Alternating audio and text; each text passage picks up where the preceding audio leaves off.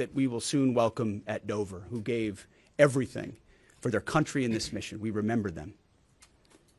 But we remember them by rededicating ourselves even more fervently to this mission. Our commitment to our mission objectives only increases as our advantages continue to increase. We've got no shortage of munitions. Our stockpiles of defensive and offensive weapons allow us to sustain this campaign as long as we need to. Again, our munition status only increases as our advantage increases. Our capabilities, we have only just begun to fight and fight decisively. Having a chance to hear from Admiral Cooper. If you think you've seen something, just wait. The amount of combat power that's still flowing, that's still coming, that we'll be able to project over Iran is a multiples of what it currently is right now when you add up our capabilities and those of the Israeli Defense Forces. And we have no shortage of authorities. The Admiral knows we have clear objectives with maximum authorities on the battlefield. The dumb, politically correct wars of the past were the opposite of what we're doing here. They had vague objectives with restrictive, minimalist rules of engagement. No more. Our authorities, his authorities, CENTCOM's authorities through the President and myself are maxed out. Our capabilities are overwhelming and gathering still, as are those of our Israeli partners. Our munitions are full up, and our will is ironclad, which means our timeline is ours and ours alone to control. As long as it takes to ensure the United States of America achieves these objectives, and as we flow more forces, and as we flow more capabilities, and as our munitions, as we're flying over the top, have even more devastating effects, we set the tempo, we set the timeline, led by the commander on the ground. Our ear is to the ground to listen to Admiral Cooper. What he needs and what he needs, he will get. We are built for this fight, and we are in it to win it. And we have the right commander in the lead. So I'll now hand it over to Admiral Brad Cooper to give you an update right here from CENTCOM. Admiral. Mr. Secretary, first, thank you very much and good afternoon, and welcome to U.S. Central Command Headquarters, America's Warfighting Headquarters. It's great to be here alongside the Secretary and representing the more than 50,000 men and women in uniform currently executing Operation Epic Fury. So, Mr. Secretary, first, thank you very much for your leadership and support and the very clear vision and objectives that you've given us to allow us to use overwhelming force against the Iranian terrorist regime. And thanks to all of you for attending today, and welcome to Tampa. We are now starting our 6th day of a historic mission to eliminate Iran's ability to threaten Americans. We are, if I could channel my inner Navy officer, we are at full speed ahead in executing orders given by leadership in Washington. The President and Secretary Hegseth have been crystal clear in their expectations, and we are at a high level of execution. As described by the Secretary and earlier this week by me, U.S. combat power is building as Iranian combat power declines. Our air dominance allows us to hit Iran's center of gravity with overwhelming power and reach. A couple of examples. In just the last 72 hours, America's bomber force has struck nearly 200 targets deep inside of Iran, including around Tehran. And in just the last hour, U.S. B-2 bombers dropped dozens of 2,000-pound penetrator bombs targeting deeply buried ballistic missile launchers. Notably, we have also struck Iran's equivalent of Space Command, which degrades their ability to threaten Americans. Then, if I just look back over the last 24 hours of the operation compared to where we were at its start, ballistic missile attacks have decreased by 90% since day one. Drone attacks have decreased by 83% since day one. Having said this, we remain vigilant. Our strikes against the Iranian Navy have intensified. You may have heard the President say just a little while ago that we have sunk or destroyed 24 ships. That was true at the moment. We're now up over 30 ships. And in just the last few hours, we hit an Iranian drone carrier ship, roughly the size of a World War II aircraft carrier, and as we speak, it's on fire. The President gave us another task, to raise or level Iran's ballistic missile industrial base. So we're not just hitting what they have, we're destroying their ability to rebuild. And so as we transition to the next phase of this operation, we will systemically dismantle Iran's missile production capability for the future, and that's absolutely in progress. This is going to take some time, but our forces are well supplied, as the Secretary said, and we are absolutely ready to prosecute this mission decisively. Our combined joint forces have relentlessly destroyed Iran's air defenses over the past few days, and they've continued hunting for more systems to kill. Our air defenders are operating at the very top of their game. I couldn't be prouder, shoulder to shoulder with our partners in the region in many cases, providing the most integrated air defense network in Middle East history. We are fighting to win. Through combined U.S. and Israeli combat power, we will continue decimating Iran's ability to project power outside its borders. And if I can just conclude by saying a strong salute to the brave men and women who are out on the pointy edge of this, really doing exceptional work. I just couldn't be prouder, and I know the American people share in that same pride. So thank you very much. Absolutely. And with that, we'll take a few questions. Yeah, right here. Sir, appreciate it. Admiral, I wanted to ask, or Mr. Secretary, the Ukrainian president said today that the U.S. has asked for specific capabilities to deal with Shahid drones, Iranian drones. Can you guys talk about what you asked for, and has there been any surprises from Iranian capabilities that you guys have seen in the past 6 days? Go ahead. We're very familiar with Iranian's capabilities, and as you might imagine, we planned for it right from the outset, and I feel good about what the plan was. Like any good organization, we adjust as necessary to meet the environment, and we've made those appropriate adjustments. Absolutely. Right here. Thanks, Secretary Hegseth. I had two for both of you. One, was an American pilot shot down today in Iraq? And two, I've heard reports that there's enriched uranium stored in Isfahan. Also heard reports that there's not a lot of bombing there. Is that on purpose? Do we believe there's enriched uranium there? And would we ever send special forces to secure it? As CENTCOM pointed out, that those reports of an F-15 being shot down are false. As you can imagine, Iran is doing everything it can to peddle in lies, deception, and inflation of numbers in reality, mostly to propagandize to their own people, right? They've shut down the internet. They're hoping they can convince their own population that they're having success. One thing one of their leaders said recently is that 500 Americans have been killed, they claim. These are lies. The lies will continue. CENTCOM will continue to debunk those lies. So, and as often is the case in conflict, first reports are often wrong. As it pertains to nuclear material and things like that, one of the objectives the president has always said is that Iran will not have a nuclear bomb, nuclear capabilities, but we would never disclose what we will or will not do inside operational plans. So Admiral Cooper's got a plan. We're working that plan, and targets will be struck or not struck according to what we want to achieve. Yeah, right there. Secretary Hegseth, the president said earlier today in an interview that he would like to have a say in who's the next leader of Iran. Is this an expansion of your military objective? You view it that way? And additionally, you spoke earlier today about how previous leaders have drawn resources from our hemisphere to the Middle East. Mm-hmm. How do you avoid that? Well, there's no expansion. Ultimately, I think the president's having a heck of a say in who runs Iran, given the ongoing operation we have. So there's no expansion in our objectives. We know exactly what we're trying to achieve. I think today's a great example of what this War Department is capable of doing. I was just in another part of Florida today where we announced, America's counter cartel conference. 18 countries coming together from Central, South America, and the Caribbean, coming together to fight cartels. That is something that is ongoing.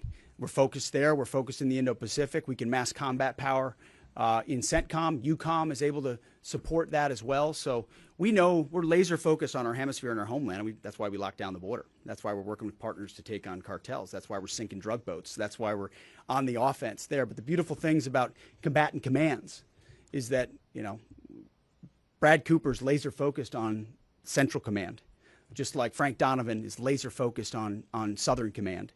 We can do both. That's what a global power can do. Ultimately, this issue of Iran's nuclear pursuit and their unwillingness through negotiations to stop it was something President Trump has said for a long time needs to be dealt with. And after 47 years, he's doing something that no other president was willing to do. And we're doing it overwhelmingly, and we're doing it decisively, while also in other parts of the globe having the desired effects. I mean, take, for example, what we displayed yesterday, the Iranian ship in the Indian Ocean, sunk by Indo-PACOM, another combatant command. who coordinated with us in order to make that happen. So America's reach is global. Our focus here, though, these missions are narrow, they're scoped, and Admiral Cooper is well on his way to ensuring that we reach those objectives. Right here, yes, sir. Howard Ullman, both condolences for the troops killed. The Ukrainians are talking about providing low-cost interceptors, given their experience. Is that something that the Pentagon is looking for? And Admiral Cooper, can you walk us through a little bit about how effective the Lucas drones have been, what kind of targets they've hit, and how much that's helped, given that they're low-cost alternative to the more expensive helium? Go ahead. Sure. I'm not familiar with the particular offer, but interceptors in general. We've had a number of new capabilities being fielded. Obviously, I'm not going to talk about it from an operational perspective of what those are. But I think you have seen over a period of time us kind of get on the other side of this cost curve on drones in general. If I just walk back a couple of years, you remember what you used to always hear, we're shooting down a $50,000 drone with a $2 million missile. These days, we're spending a lot of time shooting down $100,000 drones with $10,000 weapons from ours. So that's one aspect of it. Lucas, indispensable. As many of you know, and if you don't know, this was an original Iranian drone design. We captured it, pulled the guts out, sent it back to America, put a little Made America on it, brought it back here, and we're shooting them at the Iranians. Good targets. Good targets. Absolutely. Right there, yes, ma'am. Thank you so much, Secretary. President Trump, in his first speech after the launch of the operation Epic Fury, he addressed Iranian people and he said that there is going to be a time for you to come out, but it's not now. Stay home. It's not safe. I want to know if there is a timeline for that you're going to urge Iranian people to come out, how that is going to play out, and how are you going to protect the protesters? You know that they're going to be shot probably, as we witnessed in January. That's what happened. How are you going to protect and support the protesters? And Admiral, I have one question for you. How are you going to minimize the civilian harms? We have a lot of evidence that the Basij units, IRGC commanders, they are now gathering in schools, in hospitals, in purely residential areas because their headquarters are bombarded, they are ruined, of course. So how are you going to protect the civilians while you're attacking the IRGC people part? Thank you. I would just say on the protests, obviously the Iranian people showed a lot of courage in those protests, and we saw the Iranian regime was revealed for what it is in the way they reacted to that. The world saw that. No one's done more than President Trump to reopen the opportunity for those who want a free Iran to do so. Ultimately, it's common sense, as he said up front. Don't go out and protest while bombs are dropping inside Tehran and elsewhere. So there will come a moment where he determines, or they determine, that it's the time to seize that advantage. But there's a lot of things we're doing and the Israeli military is doing, targeting those individuals who are targeting those who protest. The more you do that and you erode their will and you erode their capabilities, the more you create an opportunity for people to boldly stand up. Yeah, I would just reinforce the point. We're targeting the people. We're targeting the headquarters and the people who are targeting the protesters, first and foremost. I'd also just double down on the president's comments that he previously made to the people. Stay in your homes, keep things calm, stay out of the way. There's a lot of U.S. and Israeli capacity coming over. We're hitting a lot of targets. The best thing for them to do for right now is just to lay low. Right here. Thank you, Mr. Secretary. One common outcome of American military action in the past has been taking in thousands of refugees into the American homeland, and I'm wondering if there's any safeguards put in place to make sure that the American people aren't having to have another wave of refugees from the Middle East or anywhere else come and stay here. I think it's safe to say there's no plan for a wave of new Middle Eastern refugees to the United States of America. I think, as the president has pointed out for a long time, there are a lot of countries in the region who would be capable of providing that kind of support if need be, but that's certainly not something we're planning on. Yep, back there. Yep. Yes, sir. Michael in Washington Times. I wanted to ask, I know semper gumby is always a truism in the military. Did the British decision to refuse Diego Garcia have any impact on the mission itself? Did you have to adjust, or were you able to just completely, go with the mission without any worry? Well, as the president stated, it was unfortunate that that the Brits didn't, from day one, say, "Hey, go ahead and have access." But we got there. We got there, and that's now part of the way that we're operationalizing bomber runs. And it's part of when we say more to come. It's more fighter squadrons, it's more capabilities, it's more defensive capabilities, and it's more bomber pulses more frequently. The amount of firepower over Iran and over Tehran is about to surge dramatically. And part of it is that we're going to have even more basing. And it's not just the UK. We've had other friends step up, and we're grateful for that. Maybe one more right here.